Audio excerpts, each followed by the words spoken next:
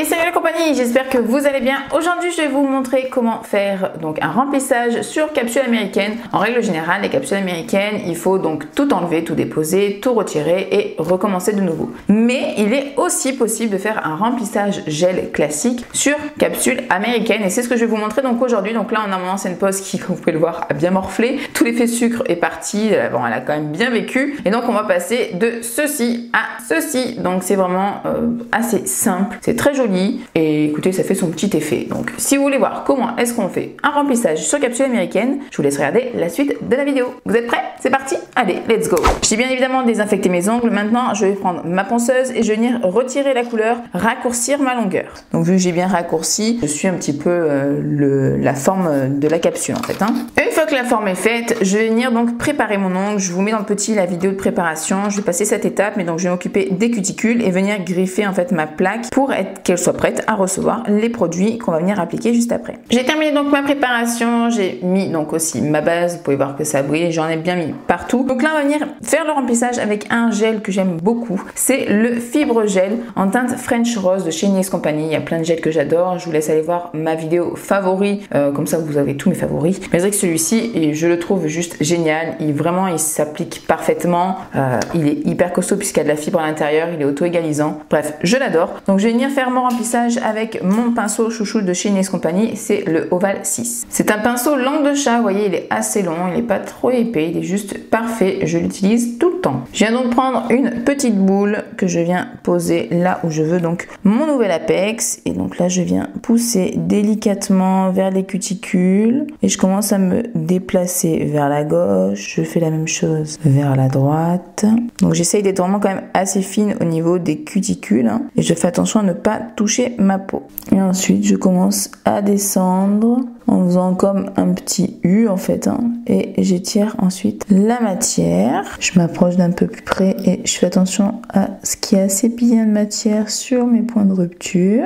Et là avec la tranche de mon pinceau, je mets mon ongle de côté, mais sur clientèle je vous conseille, et là c'est pour que vous puissiez voir, je vous conseille de le retourner complètement, comme ça avec la gravité le bombé va venir se faire naturellement.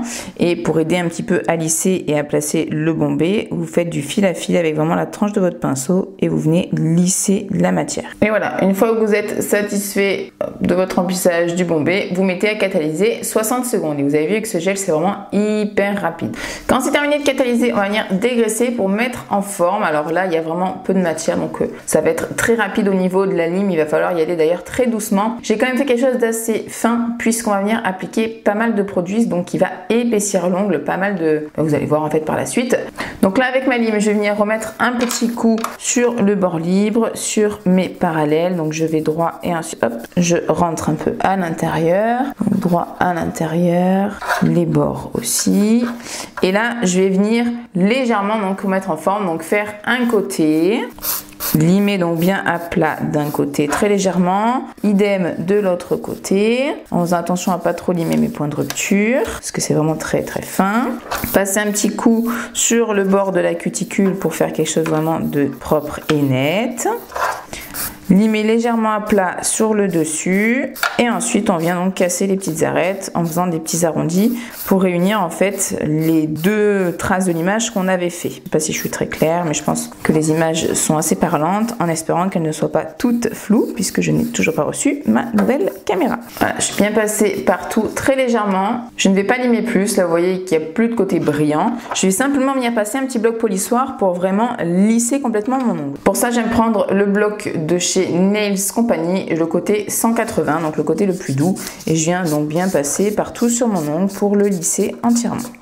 J'oublie pas de bien dépoussiérer et voilà, mon ongle donc est prêt à recevoir la couleur. Pour être sûr d'enlever bien toutes les poussières, surtout au bord de la cuticule, je viens passer un petit coup de spray désinfectant et là avec un petit pinceau, je vais bien passer sur tout le pourtour de la cuticule et partout sur l'ongle. Je peux même passer aussi en dessous de l'ongle pour vraiment être sûr d'enlever toutes toutes les poussières qui viennent nous embêter par la suite. Une fois que le désinfectant a bien séché, je vais venir donc appliquer ma couleur. Et donc ma couleur, c'est la 721 de chez Vasco Love Me Nude. Donc ça ne ressemble absolument pas à l'étiquette, hein, comme vous pouvez le constater, mais c'est une très très belle couleur rosée comme ça, un peu vieux rose. Je trouve ça juste magnifique. Je suis venue déposer une petite goutte sur ma petite plaque avec le pinceau Nails FRS de 1 et le côté 2. Je vais en prendre un petit peu et je vais commencer par faire mon bord de cuticule. Je préfère en ce moment commencer en fait comme ça par le bord de cuticule. Ça m'évite de prendre des risques avec du coup le pinceau qui est directement dans le flacon de vernis et de venir toucher en fait tout simplement les cuticules. Donc je préfère d'abord le faire pour pouvoir me rapprocher tranquillement au maximum, faire tout le contour et ensuite avec le pinceau donc du flacon du vernis, je viens remplir mon ongle. J'hésite pas, vous voyez, à bien tirer en fait sur ma peau pour pouvoir vraiment bien mettre le vernis proche de la cuticule, voire dessous la cuticule. Comme ça en fait à la repousse, on verra encore moins la démarcation. Une fois que le tour est fait, donc je viens prendre mon pinceau de mon vernis et je viens remplir mon ongle. Alors cette couleur de chez Vasco, elle est magnifique, elle est vraiment bien opaque en une couche. Par contre, elle est tendance, je trouve, à vite couler. Elle est quand même assez fluide comparée aux autres vernis de leur marque. Donc il faut pas trop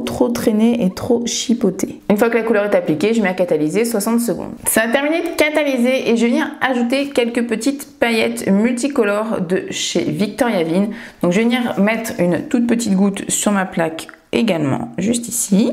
Avec le même pinceau que je viens de nettoyer, pareil, je viens reprendre de la matière et je vais faire la même chose. Donc je viens près du bord de ma cuticule et je passe bien la finition de partout sur le bord. Une fois que le contour est fait, je viens prendre donc mon vernis et je viens en appliquer partout. J'essaye quand même de faire une assez fine couche puisqu'on va encore venir ajouter une autre finition ensuite par-dessus, la finition mat. Donc vous comprenez pourquoi est-ce que je vous disais qu'il y a quand même pas mal de produits qu'on vient rajouter et qui va du coup épaissir l'ongle. Une fois qu'elle est appliquée bien partout, je vais donc la catalyser également 60 secondes. Je sais pas si vous pouvez vraiment bien voir toutes ces petites paillettes. C'est très léger mais c'est très joli. Ça a terminé de catalyser, vous voyez là en brillant, c'est très léger. En mat, vous à la caméra, vous ne voyez pas ou très peu, peut-être un peu comme ça, mais c'est vraiment en mat, c'est vraiment très discret, on le voit quasiment plus, mais j'aime quand même beaucoup cet effet justement un petit peu quand même irisé, un petit peu lumineux.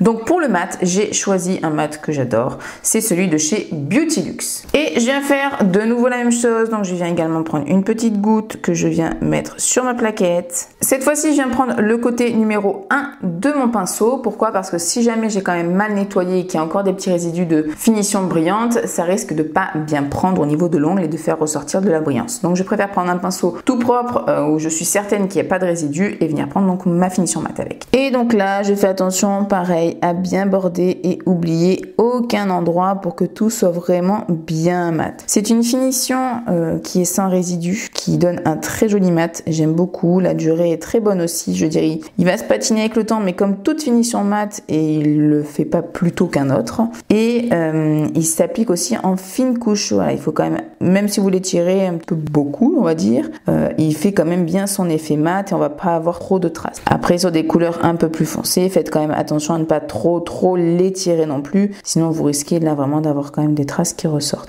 Mais c'est vraiment une finition moi que j'aime beaucoup et qui se tient aussi très bien, qui ne coule pas du tout.